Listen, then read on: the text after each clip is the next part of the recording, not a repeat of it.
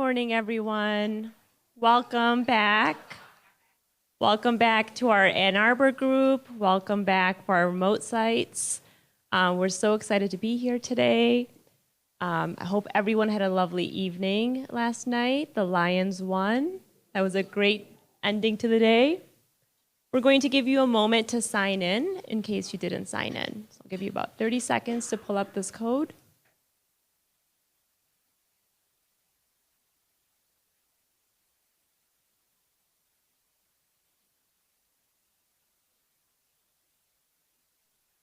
So yesterday you had an opportunity to learn alongside your teachers around the principled ideas of cognitively guided instruction. As you were learning alongside and having conversations, I'm sure you noticed that some educators might be challenged by some of the ideas that were presented yesterday. We all have different experiences, and for some of our educators, their ideas about teaching and learning, their conceptions for teaching and learning might be different because of the experiences that they have dealt with in education, and then things that you're probably seeing in classrooms as well, which is very normal. And so yesterday we noticed that it looks different, right? What we're talking about with CGI and living into these principled ideas and bringing the early math essentials to life, it looks different. And today's focus really, as leaders and as supporters of the educators in your schools, we're going to really think hard on how to do things differently on our end, how we can reimagine our roles, all of us. And so some of you are district leaders, ISD leaders, the early math team. How can we reimagine our roles and think about how to support our educators in our schools in collaborative ways so that they feel supported? We're so excited to have Dr. Allison Fox-Resnick here, who many of you are familiar with. She's also a friend of the early math community. She really supports us and helps us to think about our roles differently. We really try as a team not to fall into thinking traps and ways of doing things that we've been doing for years that are not working. And so she really helps us to think hard on how to avoid these traps. And so like this event, for example, this is not going to be just one event that we just have and that it ends. We know that learning continues, and so we're thinking really hard of how to support all of you and your educators in your context to move the learning forward. She helps us to take a systems approach. How might we support educator using a systems approach so that they move along their journey? And she's also helped us to connect with other people to move the work forward statewide. In fact, through Allison, we got connected to Dr. Turow, which was wonderful. And so today, we are going to really think hard, put our leader hat on, and think about how we can be collaborative to support our teachers to make these shifts so that all students all across Michigan have access to high quality teaching and learning opportunities in mathematics. With that, I am going to give it to Angela to start the day. Morning. I've been told to use my loud outdoor, okay, there's my loud outdoor voice. I think I have a loud or indoor voice too, so my husband likes to tell me. Good morning. I'm kind of exhausted because the energy yesterday and the rich discussions yesterday were really meaningful. And I'm always so inspired by, it's going to be weird to say, but by how difficult this work is and how people show up because they see what happens for kids. And it's I don't know, it seems kind of funny to open by saying, okay, this is going to be hard. But for those of, I think folks were here yesterday. Was anyone actually not here yesterday and we're seeing you for the first time? Hi. You're like, what'd we miss? Catch us up. That's what this morning's about. Those you were here yesterday, you got to experience it. Some of you have been in this work for quite some time, so maybe you got to make some new connections. For others, it might be newer ideas for you, and you were also with teachers that you brought and puzzling through with them and getting their like, okay, how is this gonna work, right? All of this is really, it's complex. And I think complex work is worthwhile when we see what the benefits are for students. So much of what we're gonna be talking about today continues to build off of what we did yesterday as we're connecting to the ideas of children's mathematics, research on what we know kids are capable of, and us really thinking about what is it that we can shift in our own work that is gonna create a little bit more space for us to see children's brilliance. So many of you might remember some of these young people from yesterday, yeah? Feel like you got to know them? I'd love to open this morning just by having you reconnect to some of the ideas that you were thinking about. So I always think about like what our personal kinds of connections are to like when we really saw something different in math by engaging with children in different ways. And so maybe that happened for you in one of these videos. Maybe that happened for one of your teachers in engaging with one of these videos. So my kind of prompt for us to think about this morning, and in just a moment, I'm actually gonna ask you to stand up and talk to someone you're not sitting with, because we wanna meet people around the room, someone you didn't carpool with this morning. So recall a video from yesterday and describe what was impactful for you as you watched and discussed, right? Like just remind each other what you saw Jada do or Adonis. It's okay if you don't remember their names. A moment that you were thinking about, something about children's thinking and what this means as a teacher, what this means as someone who crafts math learning experiences for children in classrooms. So think back to one of the videos that you saw yesterday. And then as you're continuing, and if you have a partner who was like, I wasn't here yesterday, you got to tell them what happened in the video. So that's a good little refresher for you. And as you're continuing to talk, I'd love for you to think about what connections you're making to supporting teachers, because what we're going to be kind of working on today is really seeing that our role in supporting teachers can look a lot of different ways. And so I want you to kind of be in this space of starting to think about what could that role look like. So you as your own, as a learner, someone who, right, teaches children, because you teach teachers who teach children, but you as someone who also supports teachers as well, right? You have these multiple roles that you're thinking of. Sound good? Okay. So if you wouldn't mind, if you'd stand up. Go find someone that you're not sitting with, someone at another table, someone you're eyeing across the room. Say good morning. Did you catch the game last night? I love all of the videos, especially the. All right. Do you know what I mean? I'm going to invite you to slowly stay standing.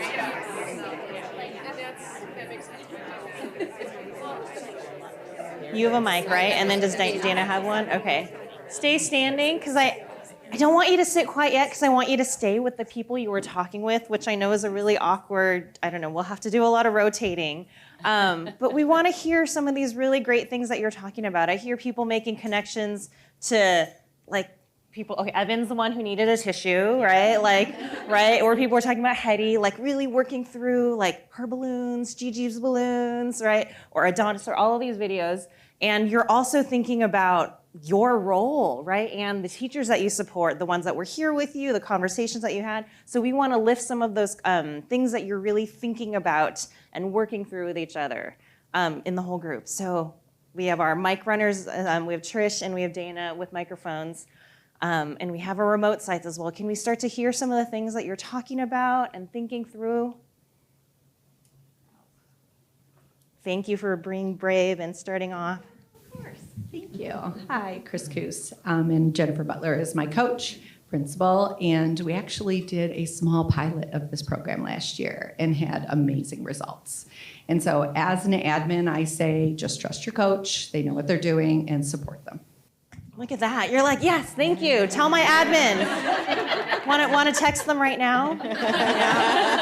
Yeah. I love it. So I'll piggyback. I know. Do you want, like, I just wanted to say, well, You said pilot. What did that mean? Or I don't know. Everyone's like, what did you try? Like, give us a starting I point. alluded to it yesterday. I was very blessed last year to do. It was a semester long, focused on one grade level cohort around CGI and problem solving tasks and the pathway. Met with Sonia and Angela. Gosh, I don't know, like what, 3-4 hours a month we met for different things, coffee hours, things like that, learning. So I got to do really in depth, and my 4th grade teachers did this work, and I've seen most of these videos multiple times. My teachers have watched them. The results we had were amazing, and I know I shared it with Sonia. I don't think I shared it with you yet. One of the things we did at the end of the year, we looked at not just data, but we did a student perception survey. And we actually surveyed the students on how they felt as a mathematician at the beginning of the year versus the end of the year. What are some of the things that they learned that were different?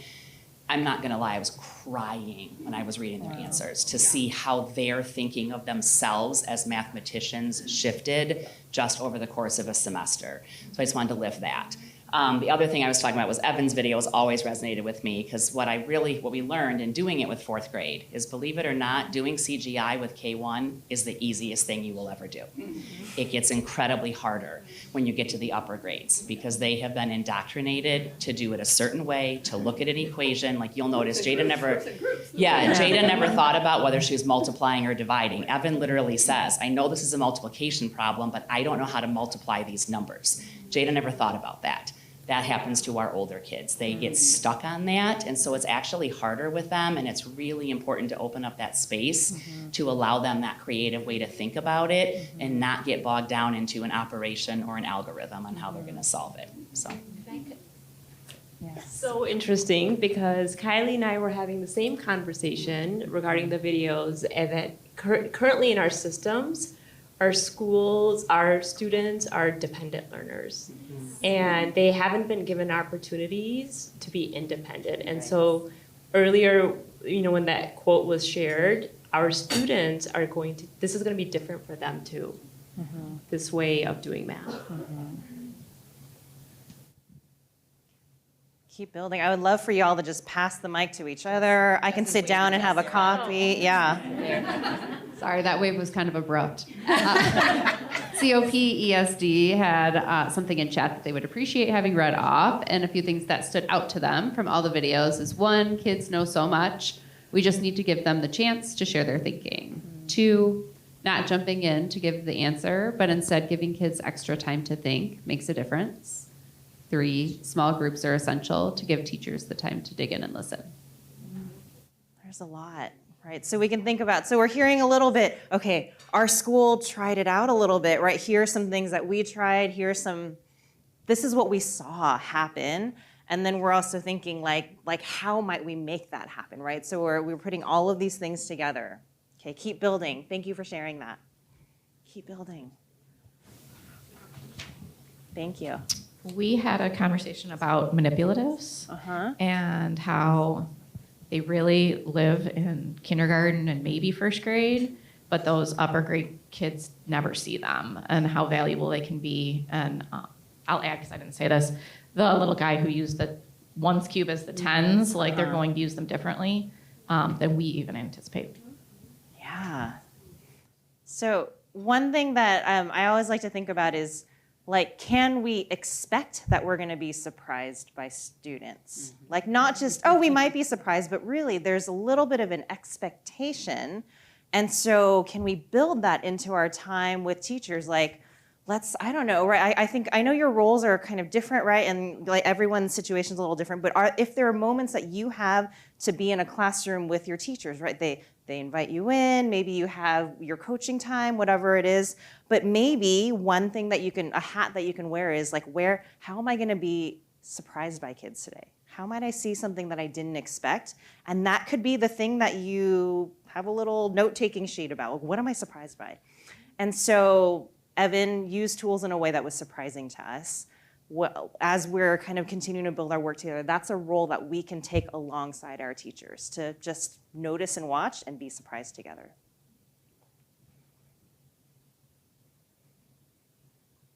Keep going. What else? Yeah, over here.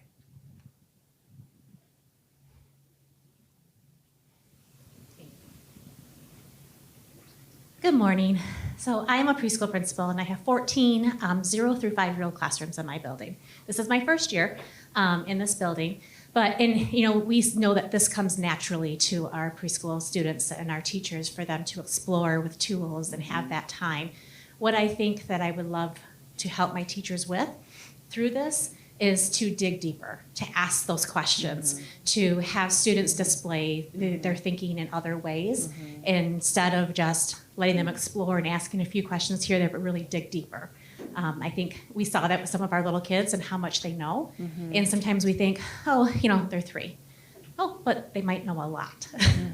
So that's what I'm taking away right now and that I think will be powerful in our classrooms.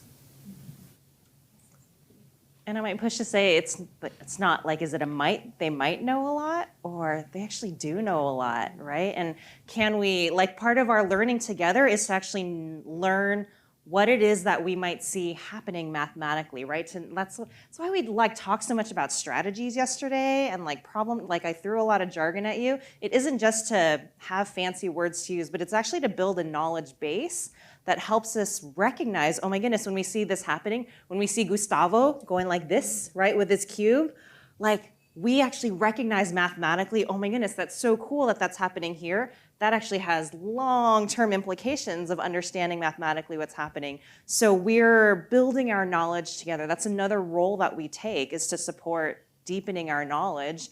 And so when we see kids do things, right, when we see kids engaging, we recognize the important mathematics that's happening there. My name is Rhonda Abdallah. I'm a numeracy coach in Crestwood School District. I just wanted to kind of piggyback on the 4th graders and the small groups, and as they get older, it does get harder. I taught middle school for a long time. We're trying to implement small groups at the middle school, and when they're younger, they want to go sit with the teacher. And as they get older, it gets a little bit more difficult. But if we start K1, those kids will be trained going up. That's kind of what resonated with me, is that, it'll be like the norm. So they might have had experiences where they're used to being asked about their thinking ahead of time. Keep going. I just wanted to add feedback on that. Not that small groups are not important, they are. But I just want to lift, not once last year during the pilot did we ever pull kids into small groups. Everything was whole group. It was partner work, it was teamwork, it was whole group strategy sharing. It was never small group. And we started in the beginning of the year with kids staring at their paper, not doing anything. Nobody was talking when you would ask them questions. To by the end of the semester, every kid would tackle it. We could put a kid's paper up and not even have the kid talk about it. And the rest of the class would talk about their strategy and ask questions and engage. And we never did a single small group. So not that it's not important, but don't let that be a barrier to saying I can't do CGI if I'm doing it whole class or problem solving tasks, because yes, you can. We did. So, yeah. So can we play? Are you willing? Do you want to say a little bit more? How is that? Well, because I think, over there as well. Well, because I think a lot. I want teachers to feel like there's a way for them to get started. And so if, I'm hearing what you're saying, Jennifer, right? You dove in whole group. My sense is that because you knew, that would communicate something big and different to kids.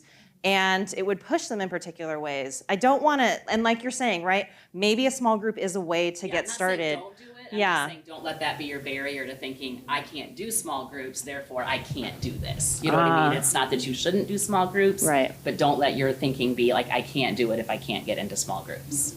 And I also think we might think about small groups slightly differently too with something like this. Well, then that's at least a starting point to get the teachers to kind of shift their thinking. I mean, it even happened to me yesterday when we had the manipulatives, and then I, pretended I was the student or the teacher, and then I said, "How do you know?" Oh no, what did I ask? I asked, "Are there 61?" And then I changed my question right away, and I said, "How do you know?" And I stopped right there, because normally we're just so used to kind of helping, and that really resonated with me yesterday, just to change my verbiage and let this just, how do you know? And let's see what happens. That's the difference. That's the shift that we have to make. And I think I brought 13 teachers yesterday with me. Ooh, so that is a large small group. It was a large small group. I work in 3 buildings, and the principals were really all about it, and they were great. So now I can at least, one from each grade level kind of PLC about this. but to just change that mindset and the verbiage and what you're saying, and maybe just at least right now start whole group to kind of get used to the kind of questioning that we're asking these students and kind of pulling back and giving that wait time. And then we will change when we sit in that small group. Well, and again, this idea of small groups, right? If children interpret a small group as I'm being put in a small group because the teacher is going to help me with something, right? Again, it's this like, what's the messaging around the actual practice? So it isn't just a small group of 6 kids and like something else happening, right? It's a particular messaging. So there's a teacher that I've been working with in California who does the counting collections work with her young children. She works with 4 or 5-year-olds, depending on the year, and she reflected this year. So she often starts that activity with kids by just a little bit like letting kids explore, right? So she hands them out. She does a little bit of management stuff around where the things are supposed to go. But generally, she's like, oh my goodness, kids will just jump right in. You'll see them start to count, right? There's different things that they might do. This year, she sat with a group of kids kind of at her kidney table, and they sat and just looked at her and waited.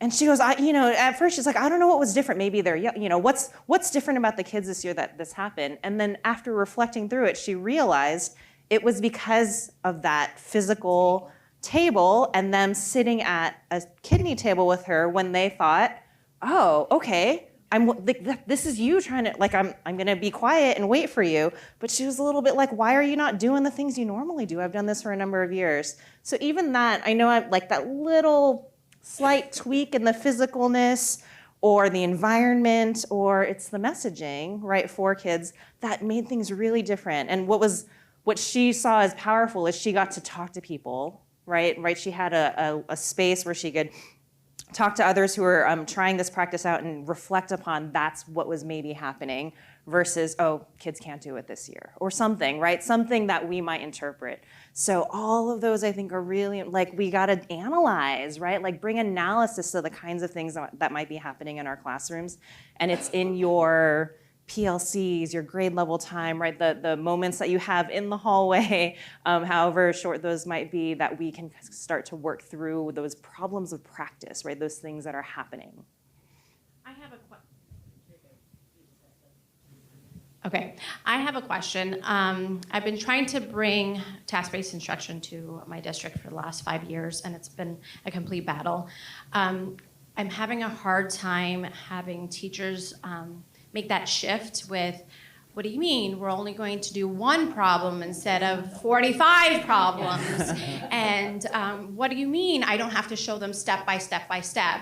Have them control that. So how do I get more buy-in, I guess, from teachers to kind of let go of that control and see the benefit of doing this? Everyone turn their head to me. I'm turning your head. I see a hand over here. I think we have to push for a change in practice. And so when teachers make that, I remember being in the classroom and thinking, I'm just going to ask them questions to get to the answers. Like when they come up and say, I don't know what to do. What do? We start to explain instead of, well, what do you know? So like really going back into being questioners ourselves versus the giver of information and the giver of directions.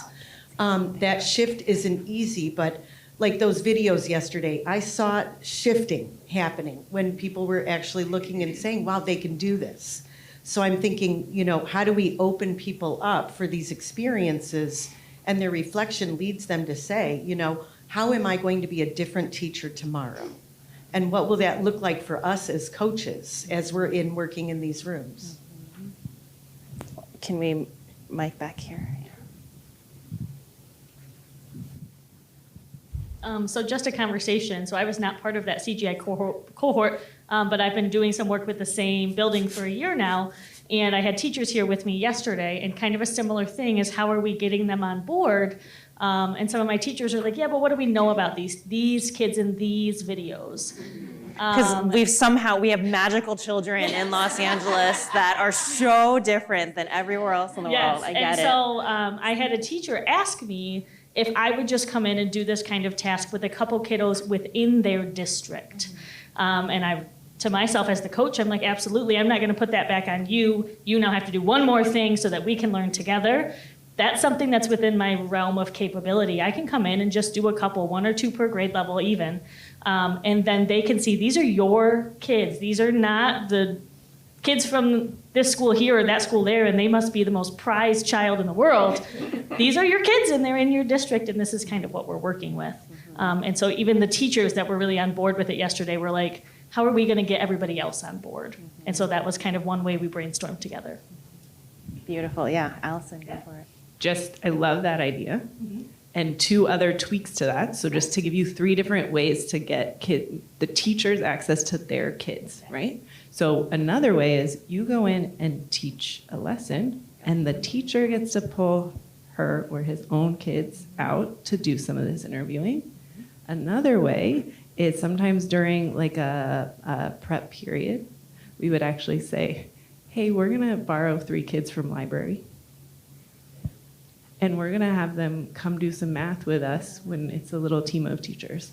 So it's another possibility. So it's these opportunities to see what your kids are capable of, and it does shift a little bit how we think about maybe the coach role, that we're not just going in and working on instruction whole group necessarily. It's thinking about what are the experiences that will help teachers see what their kids are capable of. Amazing. Hand back there. Thanks, Dana. Piggyback off of that. One of the teachers I worked with for the most time over the past 2 years, when she did an AVMR assessment with me, that was the key. I was giving the assessment right next to her, and she was observing how the student was responding to the questions that I asked. She was blown away because of the verbiage that was used in the assessment. The student was showing skills that she hadn't seen whole group or in the classroom before. And she was like, oh my God, I have to go back and change the report card because the student does know these skills. And it was her aha moment. I feel like for how important the verbiage is that we ask and giving them the space and time. That was so powerful of doing the assessments together. If I can piggyback on that, and I'm not getting any, kudos for this, but in your 3-ring binder that you all have, there's a beautiful page that has a series of questions. And when I looked at that, I thought, for my reluctant teachers, we might be giving copies of this, put it on a clipboard, feel better because now you have a blanket and you have questions you could ask. So, and I'm not getting any That was kickback. exactly what my teachers wanted last year. Remember we talked about that? They wanted a list of questions. We didn't have it. I could say so many things, as I know so many of you could. One of my teachers here yesterday has been teaching 28 years. Some of you have already heard this. She said this again yesterday, and she refused to take the mic. So I said, okay, I'll lift this tomorrow. She was like, I've been teaching for 28 years, and I've never taught better because of you. And I said, let's slow down. It's not because of me, it's because of your dedication to this. It's because you chose to recognize a need in your classroom and to come to this. She tried to pawn it off. She was like, no, you should bring Amy tomorrow. I'm not me. I was like, I asked you to come because you are so engaged in this. So we have the power to really lift up our teachers who are reluctant to come or don't feel like they're recognized for certain things. She also mentioned yesterday how awesome it was to have her team working with her and feeling comfortable. And we started all of this work by saying, hey, what does your wait time look like? Let's talk about it as a team. And it was one day, one question in a month. And they learned so much from the fact that they were repeating themselves during the wait time and thinking that that was supportive. And from there, they were excited to do everything else. And it was these teeny tiny little things that we recognized, not every single day. And she now recognizes that it's how she was shifting things that let her notice what her students were doing. They admitted they didn't know how to notice what their kids were doing because they were only listening for the answer or this one specific strategy, and just giving them time and space, one day, 1 week, 1 month, was really powerful. And they started to do it on their own without me because they felt like they knew how. So all of these things that I'm hearing don't have to come like daily. I love hearing that you're saying like they didn't do anything the first day. They stared at me. We had kids say, what do you do when their teacher is waiting for you to think? They said stare at you and wait until you call on someone and then the answer is said. They didn't say that at the end of the year. So it was really exciting and powerful to see that. And I love hearing all of these ideas and ways that we can bring that back to the other teachers in my school. So cool. All right, I love all of these examples of learning together, right? Adults learning together as we're listening to children together and we're supporting children together. We're going to keep building on those ideas today. Any others? I know I did it like the concluding statement and then I said, anyone else want to say anything now? But I did want to make sure, like if you're like, oh, I didn't quite get the mic, I was afraid to ask for the mic, but I do really want to say something. I wanted to offer a moment to.